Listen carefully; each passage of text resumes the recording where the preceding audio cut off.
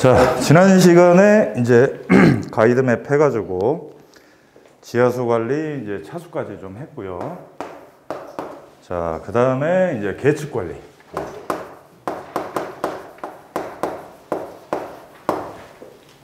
자, 계측 관리도 너무나도 중요한 개념이고, 자, 이제 제가 출제 예상 문제에도 드렸지만, 계측 관리 뭐 전반에 대한 부분이나 아니면 역해석이 뭐냐, 자동화 계측이 뭐냐, 스마트 계측이 뭐냐. 자, 요것도 또 나올 수 있다. 그래서 여기 지금 적어 놓는 요 개념들을 여러분들이 꼭 또 이해를 하시고 가셔야 돼요.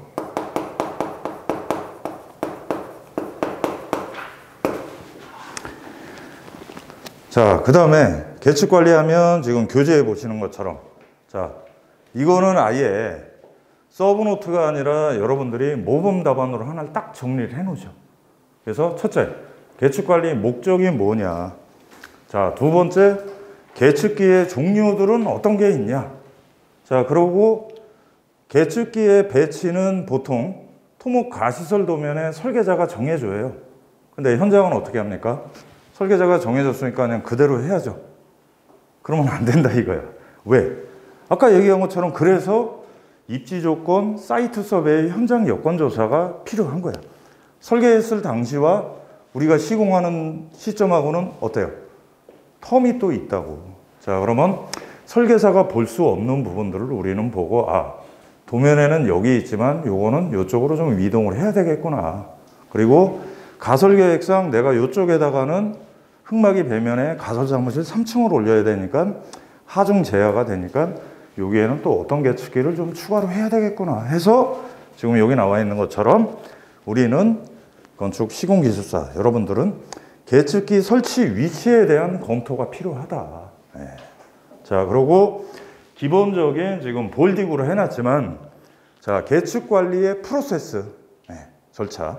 자, 그래서 계측을 했더니, 자, 예상했던, 가정했던 조건보다 현장 컨디션이 좋아. 그러면 어떻게 해야 돼요? 그렇죠. 물론 실정 보고를 하지만 설계 변경을 해야죠. 그래서 경제성과 공정을 단축하도록 뭐 가시설, 그죠? 아까 지보공 한 단을 빼버리든가. 네. 자, 근데 반대의 경우 안 좋아. 변이가 뭐 1차, 2차, 3차 관리 기준 했는데 조건대로 했는데 변이가 뭐 한계치까지 왔다. 그럼 어떻게 해야 돼요? 공사를 중단하고 설계 변경을 해서 보강 조치를 해야죠. 자, 이게 뒤에 이제 설명드리겠지만 그게 이제 계측 관리의 절차고 여러분들이 많이 보신 것처럼 이렇게 해서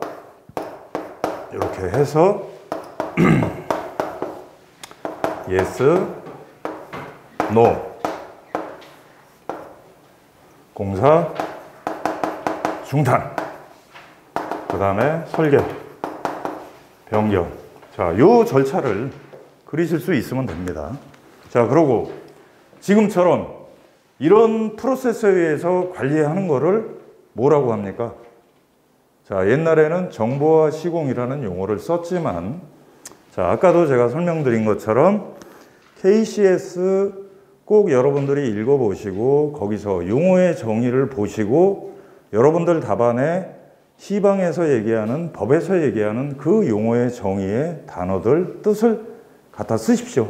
그게 여러분들의 답안지를 세련되게 하고 고득점으로 가는 겁니다. 한 것처럼 요새는 지안평이 등장하면서 그런 용어를 쓰지 않고 방금 얘기한 이런 프로세스에 의해서 관리하는 것을 역해석이라고 한다. 역해석.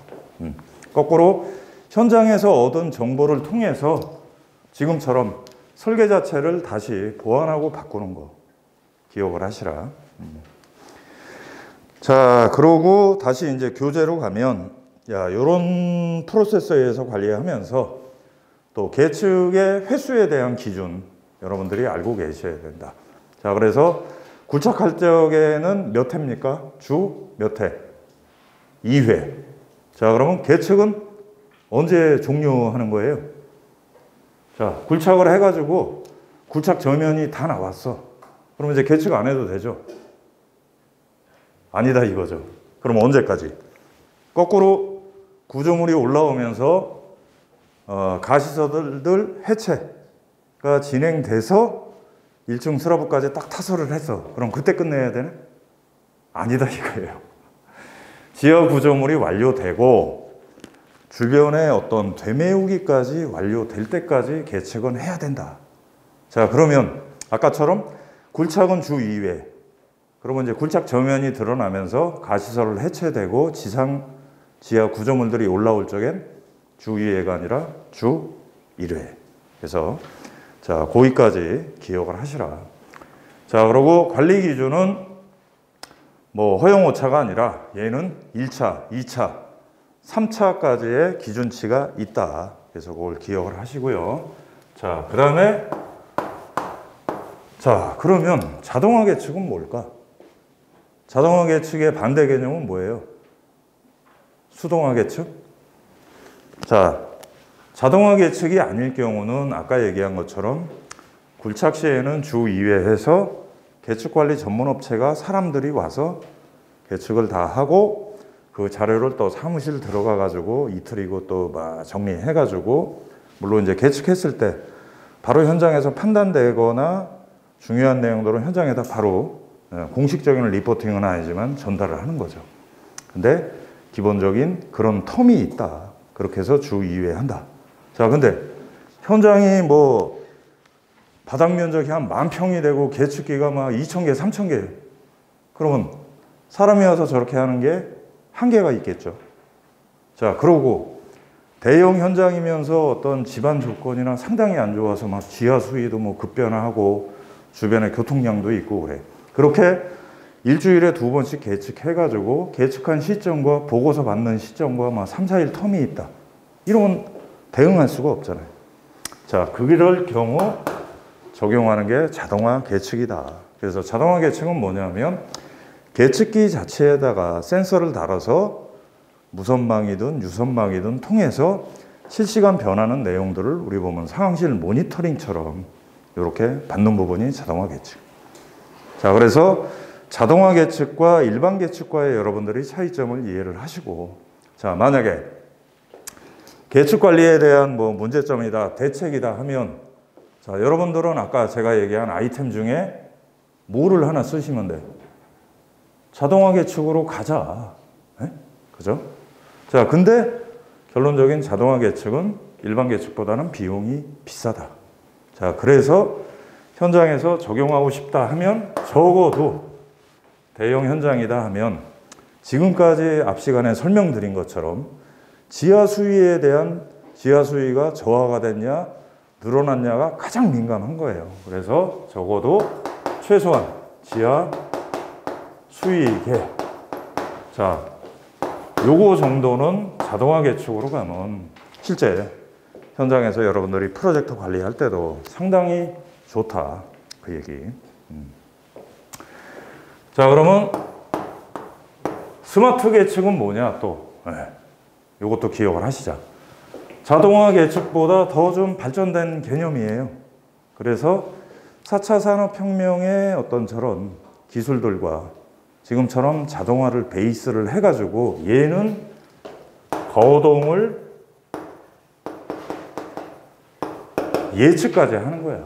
자, 지금 현재 이런 상황으로 변하다 보니 앞으로 얘는 좀 이렇게 갈 것이다 해서 얘는 보면 토목 쪽, 우리 보면 기반시설의 어떤 유지관리 쪽에 계측기에 활용이 된다. 그리고 토목시공기술사 쪽에서는 한번 용어적으로 나왔어요. 자, 그리고 우리는 또 항상 보면 건축시공, 그 다음에 건설안전, 그 다음에 토목시공 쪽, 여기 보면 또 돌고 돌면서 그쪽에 또 이렇게 오는 부분이 있기 때문에 자, 지금 설명드린 역해석, 자동화 계측은 필수, 그 다음에 스마트 계측. 자, 이게 뭔지 용어 쪽에 나올 거에 대해서는 대비를 좀 하시자. 자, 그러고 이따가도 설명드리겠지만 자, 계측관리의 목적 두 가지. 뭐가 있을까요? 지금 설명한 것처럼 설계의 어떤 가정했던 조건과 현장 시공과 부합되는지를 확인하는 게 계측관리의 가장 큰 목적이에요. 그 다음에 두 번째 목적은 왜 또 계측관리를 해서 리포트를 다 저렇게 받고 저거를 또 현장에서 보관하고 챙겨. 왜 그럴까요? 자, 아까도 인접 건물 얘기했지만 굴착공사로 인한 어떤 인접 건물의 피해를 또 민원이나 소송이나 들어올 때 지금 바로 이 계측관리 보고서가 법적 대응 자료가 된다는 거. 그래서 목적에 그것까지 여러분들이 기억을 좀 해주시면 되겠습니다. 그리고 방금 얘기한 이 계측관리에 대한 부분 너무나도 중요한 개념입니다. 그래서 계측관리뿐만 아니라 토목 어떤 지금 흙막이 관련된 뭐 문제, 뭐 시공시 뭐 유의사항, 그 다음에 뭐 문제점 대책할 때 요것들은 갖다가